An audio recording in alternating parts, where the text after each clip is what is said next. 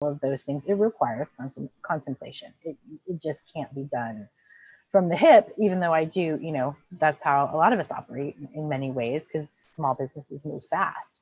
But this has really required me to look at situations and look at my resources, both, human and non, and say, okay, what do we do now? And that's a daily thing. There's no one answer because the situation changes daily as well. Right. So yeah, so I'm definitely sitting back and thinking through, what does this mean? What is this, what I thought was going to be this tiny little cottage business in this tiny little bookstore that sent out some boxes? What does that look like now? And how do you keep the integrity of the brand too? That's amazing. So kudos for, keeping your cool, I guess, right? At a time of just a lot of growth, if you will. And I want to maybe now go back to the start.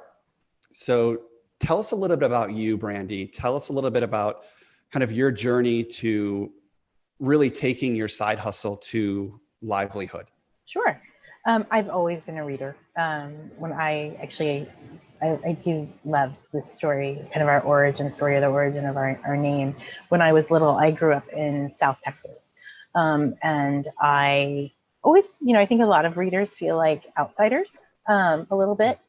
And, I didn't always really fit in. And so my nose was always in a book.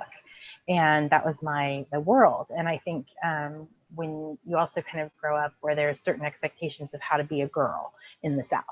And so I had heroines like Nancy Drew and Anne of Green Gables and all of these females who had their own agency and solved problems on their own. And, as rest her soul, Ruth Bader Ginsburg said about Nancy Drew, she left her boyfriend at home. She went and solved it. And so those were really important to me. And I read a lot. And my parents were kind of like, okay, enough, you're breaking the bank. Because I was reading about a book a day at one point when I was in second grade. And so I got on my bike, and this is like 1979 in Corpus Christi, Texas. And I rode to the local bookstore, this tiny little independent bookstore. And I went to the lady, her name was Ginger, and she knew me very well. She's gorgeous lady with appropriately red hair. And I said, I need a job. And so she called my parents and said, Brandy's here asking for a job. And so she let me stack books and gave me $5 in credit a day, which was 2 Nancy Drew books back then. And the store was called Page One. So, the name of the company was never a question for me. I knew it was going to be an homage to her to some degree. So then as I got older and read, I was always the person that you went to and said, well, what do I read next? And I'll say, well, what do you like? And also, if you come to my house or you have a problem, big believer in bibliotherapy, I'm always like, I've got a book for that. So you got to read this. And I was out with some friends, some colleagues that I worked with when I was in the agency world. And, we were doing the advertising agency thing and having drinks at the Soho House and, living a very different life than I live now. Yeah. But, I pitched it to them and I said, this is what I'm thinking. And they helped me think through it and punched holes in it. And, we're really critical thinkers about it. And I went home, and when I get really excited about something, I can't sleep. And so it just, it developed in my brain. So when I woke up the next morning, I was like, it was a fully formed thing. So I had a couple of my kids were there.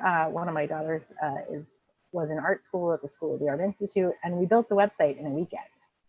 And I thought, let's just throw it out there and see what happens. We did a $5 Facebook ad, and it became this fun thing. My first customer was an old sorority sister of mine, and I thought, if I'm just kind of picking out books for some friends and family, that'll be great. That'll just, my kids had grown, and I had this space in my life when I had been mom, right? Now they were off doing their own thing, and so I had this time to do something that was that I wanted to do finally, and it was something that just kind of built a life of its own. 8 boxes went out, 20 boxes went out, 60 boxes went out, until we really kind of hit that tipping point where everything changed. So that's a quite a journey. And I think a lot of our listeners can relate to a point or two throughout that journey. For me, what really stuck out was the moment that you pitched your idea to your friends. Because, I personally have experienced the power in communicating, let's call it your dreams, to the people around you. It is different than what is in your mind oftentimes, and replaying in your mind, and ideas even as they formulate in your mind. And it's different even than you writing them down in a journal or in a business plan.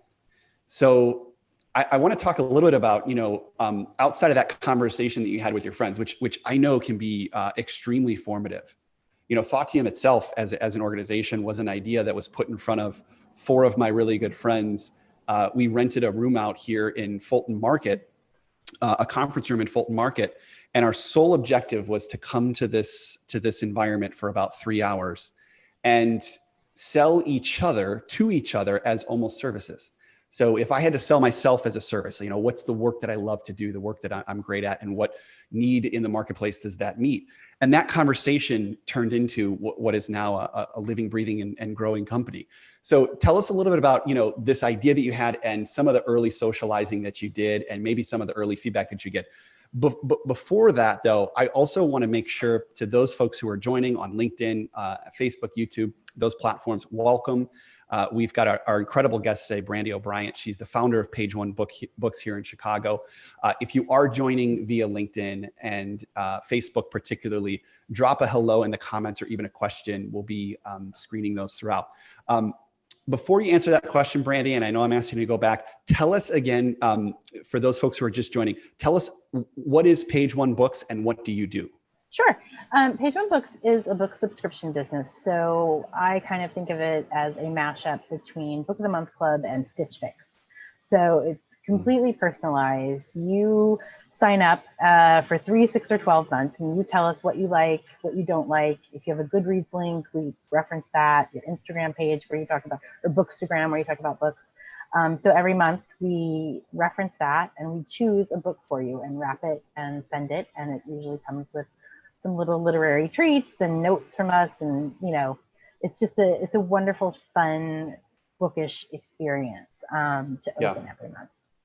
Okay, wonderful. So exciting. And I do want to get into the business model, but I want to go back to the question around, the early concept. How did you socialize it? What was maybe some of the early feedback that you got? And maybe even what were some of the doubts that you had about the business? I think that I'm trying to think back to that conversation. There was a lot that could go wrong, right? You're picking out a book for somebody. To bookish people, books are very personal. It's like picking out underwear for somebody, right? People love their books. And so it was kind of how do we earn their trust? How do we reduce the friction of the experience to get it to where it felt like you were either walking into an indie bookstore, which the beauty of indie bookstores, and let's hope they stay around, is you walk in and you have a favorite bookseller, and mine was Lori at Island Books when I lived in Seattle. I would go in, and from the first moment, once I told her what I liked, every book she got for me or recommended to me was spot on, nailed it. So that was what we wanted. And we love it, like people on Instagram when they get their box, when people say Page One nailed it, that's what we're living for. So it was, how do you do that? How do you look at people's, bookish tastes and choose that for them? And it was really important to us, I think, early on, to be the anti-Amazon, to be the not an algorithm is one of the hashtags that we use a lot, because these are people that we started developing relationships with. And if any of you people are out there, I love you guys, because some people will even tell us what's going on in their personal lives. If they just lost a parent, or I know someone who lost a child, or is getting divorced, or, so we even kind of know how to avoid the triggers in books that, we send to people. So it was thinking through those sorts of things, thinking through literally the consumer journey, right? From the moment that they find out about you to the moment they get the book. And then, okay, if they get the book, what if they have the book? What if they don't like the book? Then, then what do we do? And so for me, I think I tend to be more collaborative in the conversation. And it was a lot of questions of how could we, what might we, and I wasn't married to any of it, because at the end of the day, I was in it for fun to begin. I was in it for, this was the virtual experience of people coming to my house, telling me what's going on in their lives, and me handing them a book and saying, oh, you've got to read this. So yeah, and I think too, the way we started, we didn't really start it as a big business. It was a a thing that was it was my side hustle, and it was an opportunity for me to talk about books, which is what I love to do. But at what point, and I would almost, I almost want to challenge you a little bit, because, as someone who owns a growing business that I know is making some really exciting and strategic moves to continue the growth, it's hard for me to believe that this concept really existed only in the space of like complete no expectations. I just want to have fun. Is that truly where you started this business, or was there a seed somewhere that said this really could be something big? And if it wasn't right away, maybe where did you start to see that first spark of, wow, I think we're onto something here? I saw that spark. Actually, I'll tell you exactly when it was. It was our first holiday season, and I thought of the readers in some way as kind of an extended family. And so I thought, what would I want to receive as a reader? And I created this bundle, right, of all of these bookish things, mugs and cozy socks and books and candles, and, and I thought, maybe 20 people will order this. And I thought, I'm going to make it so beautiful for them. And like, I'm going to stamp the box that we ship it in with little blue snowflakes. And it's, like in my mind, it was still just a gesture, like a mitzvah, it was a thing, something we just wanted to put out there. And so we had thought 2025, and we sold 85. And so over Thanksgiving, I had family in town, and instead of having like all the stuff on our dining room table, we had boxes, and I'm like, stamp, everybody stamp, and it was like, yes. It was, and you were officially an entrepreneur. I was officially and this was officially a business. Like that was when I was like, oh, I love those moments. Let's take this out for a spin now. Yeah. And really take it out for a spin. Yeah. And so that's when I started thinking about, okay, I don't have a lot of money, and I've been a marketer for 25 years. So how do I start putting this out there? And I got really lucky, and I reached out to an influencer who had a great following, and she, for some reason, the universe smiled upon me, and she decided she liked us. And then I was like, okay, now I need an influencer plan, and then I had just been boosting my page one post, but then I realized I needed a media plan, for the $100 I had to spend. But then I think after about a year, I was like, I need a business plan. Like I need It took a whole year, huh? It took a year, because I was an SVP at an agency. I mean, I had a very intense full-time job. And so I did this on the weekends, or, but when I realized that I needed help, and I had gone beyond me being happy wrapping these packages and making them beautiful and sending them out into the world, I knew I was getting to a place where there was going to be a tipping point. And, I think, I don't know if we have this story on our blog, on our site, but the universe kind of helped me out with that.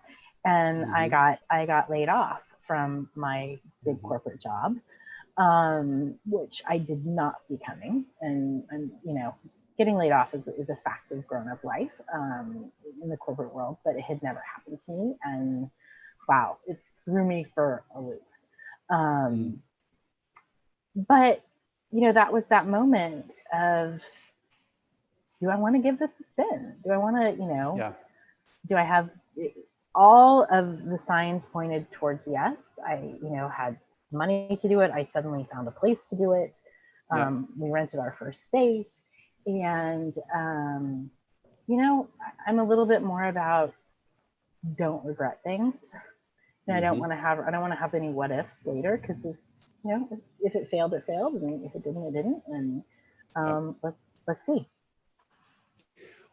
As you were considering either going all in on this business or potentially going back into the corporate world, what were some of the, big considerations? What were maybe some of the things that you were really, you really had to kind of chew on before you made that decision to go all in? Because, as coming from somebody who, also came from a large corporate background, there's a lot of really exciting things about working within, big successful organizations. There's also a lot of very stability and just comfort, right? In kind of that environment, especially if, you're also managing other things like a family and a side hustle. So what were some of the things that you were considering as you were making that decision? I wish I could say it was that rational of a process. We invite irrationality here. Yeah, don't worry. I do not. I did not make a pro or con list. I decided not to do anything for a week.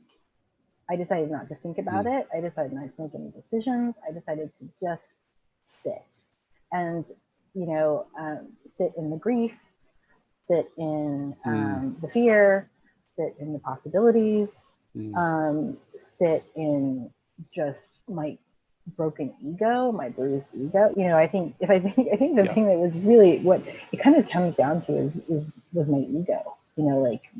It's just a very different world where when I first started in media and in advertising, I had someone tell me once, don't ever think that you're that important because you're going to Bulls games, or you're going to these restaurants. This is not about you. This is just happens to be the environment you're in. And so, the lifestyle change, the challenge, the fear of failure, all of that. But I have a meditation practice. I was a yoga instructor. So I'm a real big believer that a lot of times don't look for the answer finds you. And I had this friend who, which, sounds kind of woo-woo, but this is going to sound really woo-woo. She had given me this obsidian stone, which I was kind of like, what is this? What the hell is this? But she's like, it blocks, removes obstacles of energy. And I was like, okay. So I went to bed one night and I held this, I went to sleep with the stone in my hand. I don't know why. That's not like my nature. But when I woke up, it was very, very clear. And I think that page one was the direction to go in. And so I just did. And I decided that once I'd made the decision, not to reconsider it. Love that. Yeah, there's a couple of, I just think really interesting points there. And it's funny because we've got already just a couple questions in the chat box about the concept of dealing with fear and fear of failure. So let's spend a little bit of time there because there's clearly some interest around this. And, for a lot of folks, and it's not just those folks who are thinking about making a huge career jump or starting a business. We all deal with fear on a day-to-day basis, whether that's a decision you have to make within your career, going for that promotion, having that difficult discussion, putting forward a piece of work that you maybe aren't 100% confident about to get feedback. So one of the questions that came through in the chat is, and from Jessica, and Jessica, thanks so much for joining, as always, just one of our incredible guests, great member of the Thoughtium community. She wants to double click into this concept of sitting in fear. So she says, sit in fear. That's so authentic and courageous to share with us. She asks how. So how do we sit in fear? And I know that's kind of a tough question because I think we all have our different ways of dealing with fear, but sitting with it is something that's very unique. And I maybe have some perspective, but I'd love to get yours as well too. I think I have a couple of answers. One is I do have a meditation practice, and I do think that studying, for me, Buddhist philosophy, I'm not a religious person, but philosophically I align with that. And I think that, when I went through my teacher training and a lot of my yoga teacher training and a lot of that, you do get pretty immersed in that. So that's one answer. Mm-hmm. But the other answer is, Jessica, I don't know how old you are, but I'm almost 50 and I failed a lot. I've fallen down a lot. I've made major mistakes. I've gotten divorced. All those kinds of things that you can look at the accumulation of a lifetime. And you can choose to see those as failures, or you can choose to recognize that you've survived and learned from them. And so nothing that's happened to me do I look at as I'm not worthy. I look at it and go, yeah, I'm probably going to fail some more too. But I've learned something from every single one of those things. And I think the most important thing I learned is, and my mother, in her Southern accent, would often say to me, they can't eat you. They cannot eat you.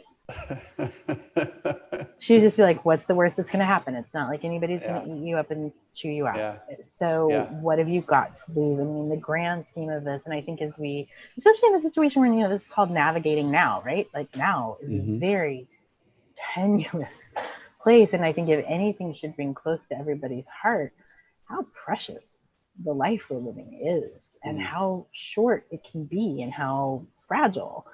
So why not? Why not? Yeah, I love that. We've got another question very similarly in Zoom talking about advice for overcoming and managing fear of failure. And I'll add, because I think, Brandy, your comments are great. And I want to maybe expand on, you started with, meditation. I think fear is a very physiological aspect, and it is energy. And I think one of the ways that I have begun to start to practice sitting with fear or working through fear is to see it as an energy that needs to be exercised and needs to be flushed through. And there's different ways you can do that, whether that's through meditation or breath work, or it could be as simple as sharing your fear with others.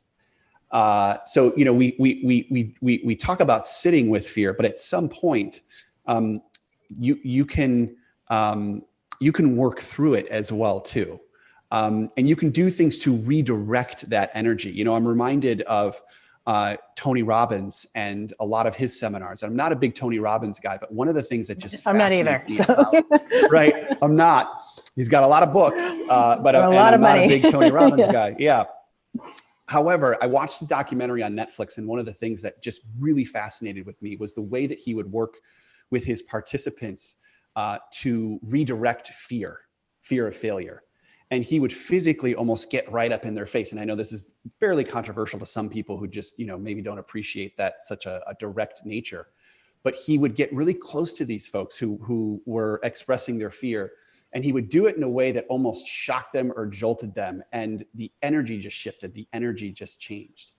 And so I became very fascinated with almost the physiological effects of fear and managing fear almost physically, whether that's through redirecting energy or whether that's through the ability to recognize and sit with it, or whether that's through even expressing it to a friend. So happy to get your thoughts, Brandy. And also for those folks who are joining, let us know some of the ways that you deal with fear, because it's definitely a big topic these days, not just in business. Yeah, I think one of the things that I believe and have experienced is that nothing lasts, including the fear. So I tend to have a little bit more passive approach and let the fear have the energy, because I think it burns itself out. Yep. I think if you don't know what to do and you're sometimes paralyzed by fear, then don't do anything. You'll know, right. You'll know when it is time. You'll have that positive energy start to come back to you. But I'm a pretty big fan of letting it wear itself out, and not poking at it too much. Because I think when you poke at it, you start looking under it, and then you've started a cycle in your brain of, what is this fear about? Well, maybe I should be maybe I'm not afraid enough. But I think that I can kind of think of it sometimes as having tea with my fear.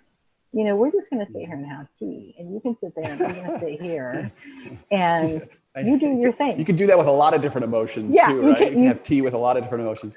Pretty much all of them. And it's acknowledging it. It's acknowledging it and the ability to kind of, sit with it and feel okay in that space, along with a lot of different emotions. And fear is not a bad thing either, right? Right. Like fear is great if you're on top of a building and you're too close to the edge. So sometimes I think it's okay to sit and wait until you know what that fear is trying to tell you. And maybe it's just do it, but be thoughtful. Do it, but make sure you have this, or but don't let it stop you.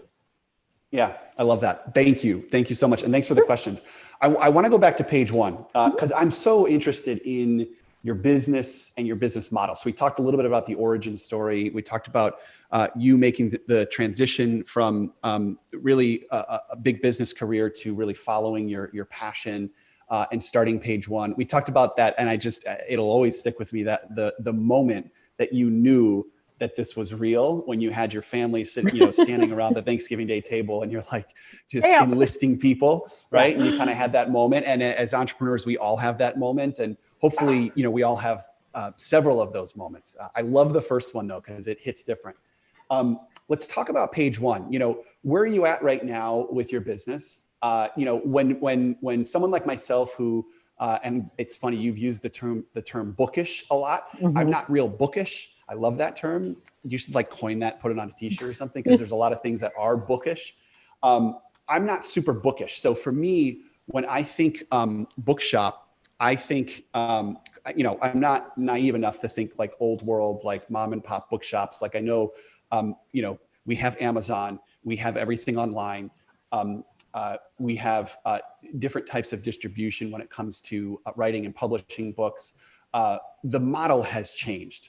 So how does your service, and you have a brick and mortar as well here in Chicago, exist in such an evolving marketplace? Tell us a little bit about your business model and what you're doing to stay open and creative and agile.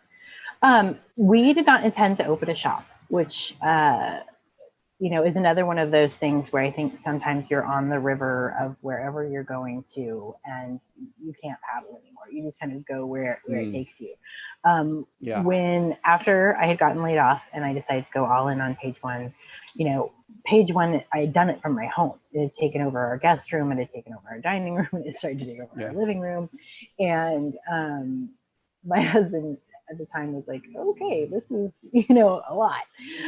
So we started looking for space, and I was looking for industrial space. My vision was something, kind of like what you have, like brick walls and the whole thing. And my daughter was in town, and we had gone down a mile from our house on the high street or the main street in Evanston, North Evanston. And there was this gift shop that had been an Evanston gift shop for 35 years and, very well loved. And they were closing. The owner was retiring. And Maeve, my daughter, was like, well, let's just go in and see what's going on, what they've got for sale, right? So we walked in, and there was something about the space that spoke to me. And started talking to Patty. If you're out there, Patty, thank you for the beautiful space.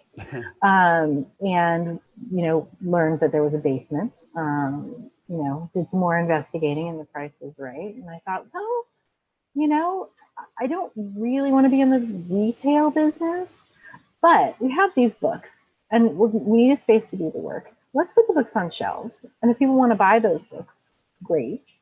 And if they don't, this is still our primary business. So some people still walk into the shop and are like, not quite sure what's going on. This is not what I'm used to. Right. But it's really worked for us because we've become a part of the community, which was an unexpected thing for me. I am very enamored with the idea of community. And, you know, I live in Evanston, which to me feels a little bit like Sesame Street. And, you know, like these are the people in my neighborhood. And so that was a little surprise bonus to it. But that being said, there have been times where I think you have to, what is it they say when you're a writer, you have to kill your darlings to write a good book. So I think the same as in business sometimes too, like you have to kill your darlings. If we had to shut down the shop, you know, and we did for a few months because of COVID, we did okay. You know, our business model is diversified enough that we were okay. It didn't, you know, it hurt a little bit, but you know, and I think if there was ever a case where someone said, or we started to see the online orders decline and people wanted to do things in the store all the time, well, you know, that might be a darling that we have to kill in the future. I don't know.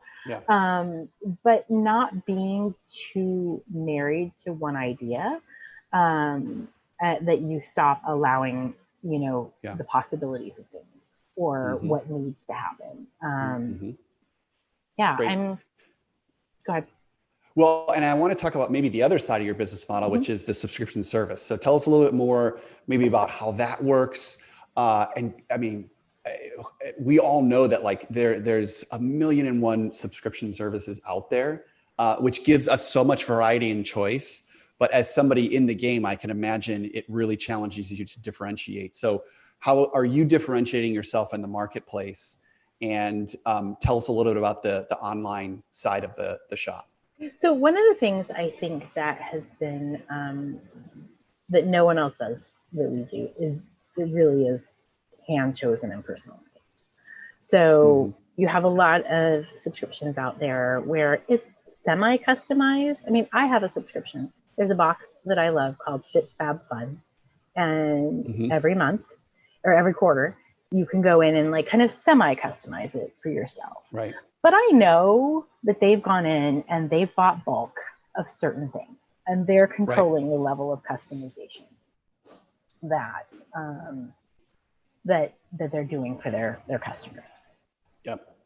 If you're not bookish, that means you don't really, you haven't spent any time in Bookstagram and don't know about the whole subculture of Bookstagram that has launched things like Reese's Book Club or Sarah Jessica Parker's Book Club, or like books are a very, very big deal to women 25 to 54 right now. One of the things, having been a woman 25 to 54 for the past 25 years, I know is that, and feedback that we've got, actually the best way to do it is to say, a customer wrote me once and said, I think you're the only person who spent 5 minutes thinking about me this month. And that really got me right here, because that's what we do. We go in and we read your profile and we're thinking about what's going on in your life. And we go and we think collectively about the books we've read, and we'll all sit, there may be like 3 or 4 of us picking at the same time. And if we get stumped, you know, we'll spit out, okay, do you know about a book that is magical realism, maybe set in this country, you know, like historical fiction, magical realism / this. And we're all talking about what that person wants, that one person. Right. Yep. And that makes us the anti-algorithm. So even like Stitch Fix, which they say you have your personal stylist, Katrina built that model, and she does a meta look at the data and then personalize it. So it's still sort of semi-personalized. We are little, and if we don't have a book in this 1,500 square feet that is the absolute right book for you where you are in your life right now, Anthony, we order it. And you know, a lot of people have said, okay, well then how do you scale? I don't know. I mean, maybe we don't. Maybe we're never going to be Wall Street, you know, like but we fill a gap in people's lives where they, and it's almost become eerie. Some of the posts that you'll get on Instagram or things, are like, how did they know this was what I needed? And sometimes I'm like, I don't know. We just, you know, we got really, really lucky. But a lot of it is the time and thought and the human beings that are part of this model. Yeah. That thank you for the description. Cause I think we're all maybe getting a little bit closer to, your value proposition, which is a very specific and curated experience for those people who exist in book culture. Right. Tell me a little bit about the behavior of someone who exists in book culture, because when I'm hearing you talk, I'm saying, I would think that folks that are really into books want to get recommendations from their friends. So what type of a consumer, or is that a part of your process, or what type of a consumer, wants to go to a page one books for that type of a recommendation? It's a hybrid. It's the person who is such a voracious reader that their friends' recommendations aren't enough. Right. And they want me to be their friend. No, they want me to be, and these people are reading hundreds of books a year. Hundreds. And how, even I don't even read hundreds of books a year, because now I'm thinking, now all I do is pick books. I read, but people who are bookish people are not just reading books. They're reading about books. They're reading about books that are coming out. They're reading about bookish products. They're reading, they're looking at, they want bookish adaptations. They want spin-offs of books. They want, it is a very large culture of people who live, breathe, they just want to smell books. They love books so much. And that is our target. And nobody is talking to them and saying, I see you, because I'm just like you. I see you. I'm just like you. Yeah. The recommendation from an expert who does it every day, and the recommendation from a friend is a little bit different. And it's interesting because as you're talking about that, I'm thinking about our guest next week, Christian Zerone, does almost has a very similar business model, and he applies it to vintage watches. He's a curator That's so cool. of vintage watches, and he's created an entire business. It's a fascinating and quite large business around curating vintage watches based on whether it's folks' very specific specifications or the story that they have to tell. Yep. And I wasn't, if you appeal to the bookish, he appeals to the watchish, and I wasn't a watchish at all. And I kind of just blindly stepped into his business model, and I allowed him to come into my life a bit. And we sat and had a couple meetings, and we talked about the watch that my grandfather wore 30, 40 years ago to his business meetings, that we really didn't know what his business meetings were about, but we knew he'd come home, with this watch on, after a couple martinis over lunch. And I would tell these stories, and he picked up on these stories. And I ultimately sat down with him, and he had a set of like 4 or 5 watches. And the way that he was able to articulate back my stories through these watches was like, I get chills just thinking about it. I had no connection to the watches, but I had deep connections to these stories. And he was able to illustrate a bit of my life through these watches. And I was like, this is some magic right here. And I imagine that's the same experience that you're creating for your market and your customers. Yeah, that's what we're trying to do. And I think a lot of it is listening. He clearly listened to your story, and he cared. I think you have to care enough to want to pick the right thing for someone. Because I think we all get a thrill when someone, I love the review. I love reading reviews of what we do. And when they're like, one woman said she just sat down on her kitchen floor and cried because she hadn't received anything that was just for her, and had been packaged. And when you get one of our boxes, you feel the love. The stuff's not just thrown in there. It's wrapped. It's got a satin ribbon. It has a card. It has, it's a gift. It's truly a gift. And so, and I think going in the absolute opposite direction of where trends are going, which is what your watch friend is doing, which is what we are doing. We hit a nerve in the COVID time. Yes. We hit a nerve, a very, very human feeling of people wanting that kind of care. 100%. And I talked to Christian about this a lot too, where he says at the core of his value proposition is the human need to be seen and heard. Mm-hmm. And, it's interesting because, I would, you could argue that should be at the core of every services business or industry, but the truth of the matter is it's not. And, the curated, it's inefficient, right? Yeah. Exactly. Because the curated format of that is the most effective, right? Mm-hmm. That white glove curated experience. And to your point, it's hard to scale. It's funny because as you're talking, this next question was brewing up of, well, how do you scale that? But I don't even want to ask that because I can already tell that you're the type that is really focused on a very specific experience. And that experience, will grow on its own, right? And you'll find other avenues. And that gets me to maybe I have so much to ask you. We can do a part two. But yeah. Well, so recently, your small business, your little shop that could, and this great little kind of curated experience that you're offering your segment has gotten some pretty major national recognition, both through the Oprah Book Club and New York Times. And I'd love for you to share a little bit about how that happened and what that experience was like for you. Sure. As far as both of the pieces, they were both pieces, actually it was Oprah Magazine. And so it was pieces on the best book subscription.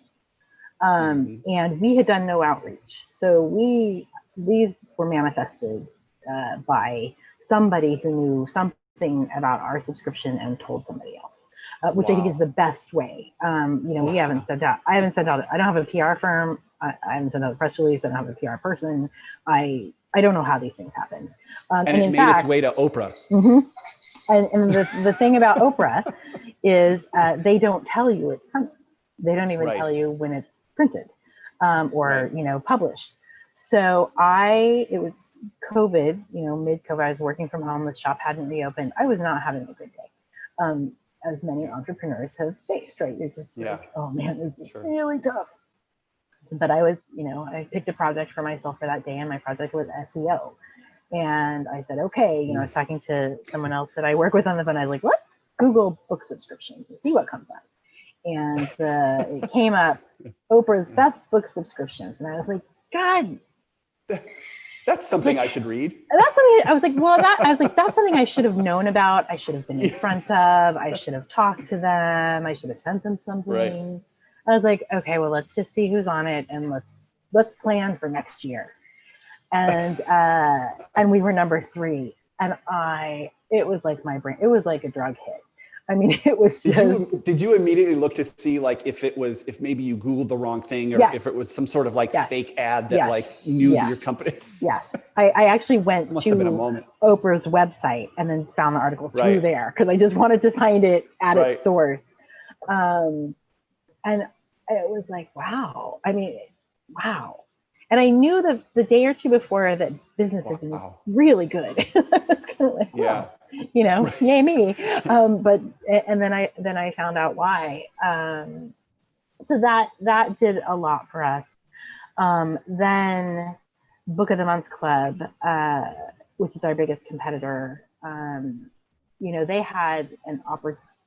They opened themselves wide to a situation where we were able to go in and scoop up a lot of their subscribers. Right. And just one thing about scale and thinking about the bookish universe and your watch guy and these niche things. Book of the Month Club has thousands, hundreds of thousands of subscribers, and they're over 120 years old.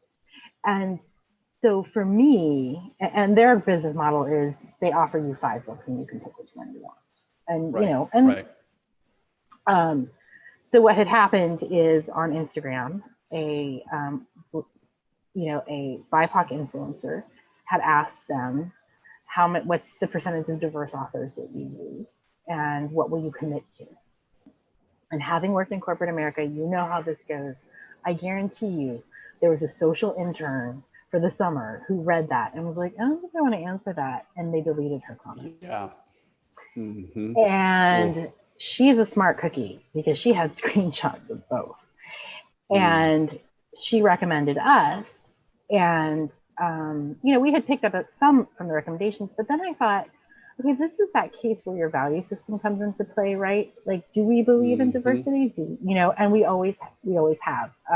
We've always sent out books by diverse authors and LGBTQ authors and other marginalized populations, because it's central to who I am and who I want, what I want the brand to be. So we created a Make the Switch campaign. And a lot of people didn't want to leave Book of the Month Club because they had credits. And so I said, you know what, you switch to us, I will honor your credits with books by people of color. Smart. At our expense. And free. the right thing to do. Yes. And the right thing to do. Exactly. Yeah. You can never go wrong doing the right thing. Right. So, Oprah happened, then that happened. And that was a huge, huge windfall. Not windfall, but, opportunity for us. And then a couple of weeks later, I was preparing to drive my son to college. I was really busy. I almost didn't even check my email that day. I was just like, I need a day off. And I got an email and I was like, New York Times. And they were asking if we were featuring your business, can you send us a picture? And I wrote back, I was like, can you tell me when? Can you tell me where? Can you tell me? And they don't tell you anything. So I sent them a picture. And I was in Pittsburgh with, dropping my son off. We were having breakfast.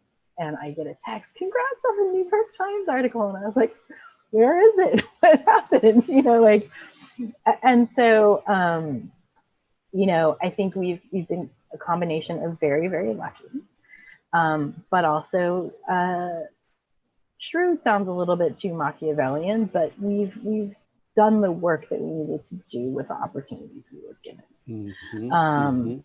And a lot of people, have said, how do you feel? Like you started this question with all of this happening all at once. Right. It kind of is all at once, but it's also been 3 hard years of work. It didn't happen overnight. It feels overnight because now everybody's hearing about us, but it was a lot of work to get to this point. Yeah. Well, first of all, congratulations. And I think the most impressive aspect of your last 90 days was that none of those recommendations and those accolades were solicited. Yeah. Especially for someone who, is trying to grow brand, and social media is a big component of your business model. I mean, I know just as well as the next person that sometimes you have to go out and get that type of recognition, right? Yep. But it's just throughout our time today, what I've heard is that the best indicators of your success have been very authentic, and you have not reached for them. They are the comments that come back to you that are very personal, that share very specifically how you impacted somebody's life. And it could be as simple as somebody felt seen or heard. And they're somebody recommending your service, right? In this case, all the way up to, Oprah and the Oprah Book Club, which I just think is so fascinating. I still can't believe it. Yeah. If we had another hour, I would so want to unpack with you, like how do you think about potentially applying, or how do we as business owners and our community start to think about applying that experience that you are so effectively getting to in other parts of either our lives or other parts of business? Like I immediately want to apply this not just to books and watches, right?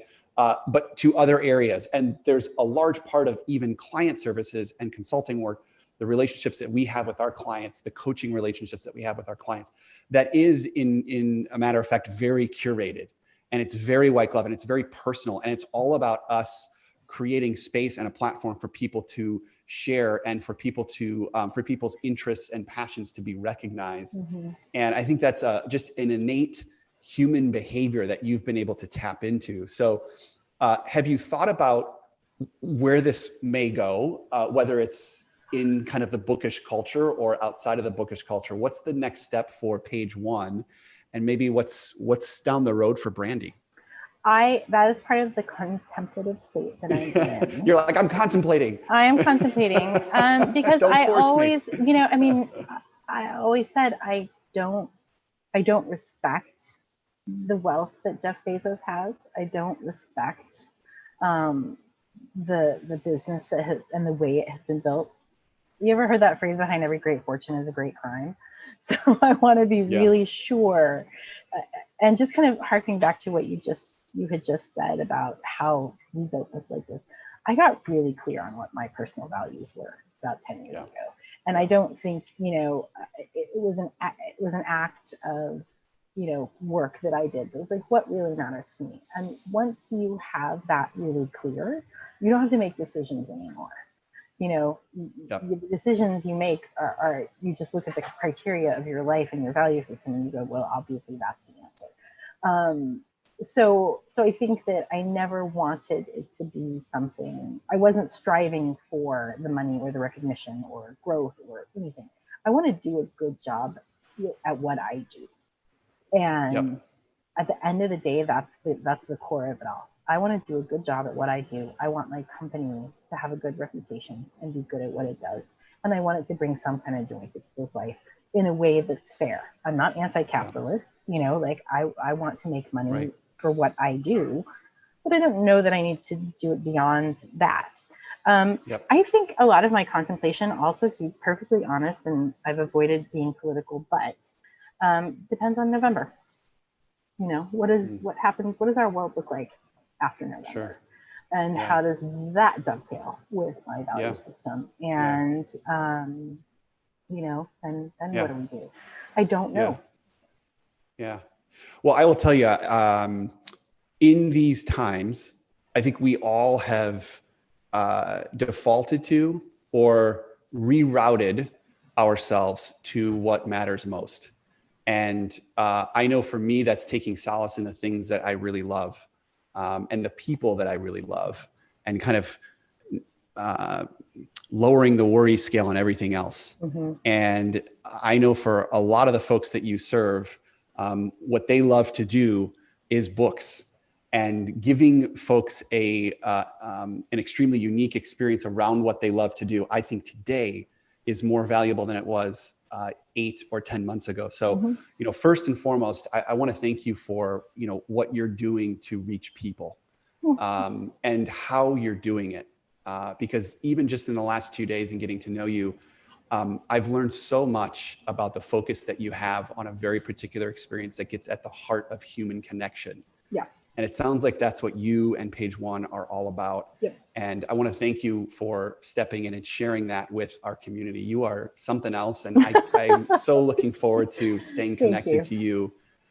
We are so excited to have you a part of the community. And again, I want to thank you for sharing your voice today. It really, really was a pleasure. Thank you so much. I was thrilled to talk about it. This is a great, I love that you're doing these round tables, and I'll be tuning in now. Wonderful. So speaking of, we've got a new October series lined up that we are just so thrilled about. So, today's discussion, I just think is so representative of what you can expect on a week-to-week basis. Brandy really stepped in and showed us who she was as an entrepreneur, as a person, who, her business is, and how they reach others. And a lot of the vulnerable components to entrepreneurship or even business that we just love to share in this dialogue. And in October, we're going to continue to focus on small businesses. That's been just such a great topic for us to unpack on a week-to-week basis. I mentioned Theo and Harris and Christian Zerone. We are so thrilled to have him next week on the show. So next week, 3 o'clock, Thursday, October 1st, Christian, the founder of Theo and Harris, will be on the show. He is just an absolute joy whiz. He is a personality.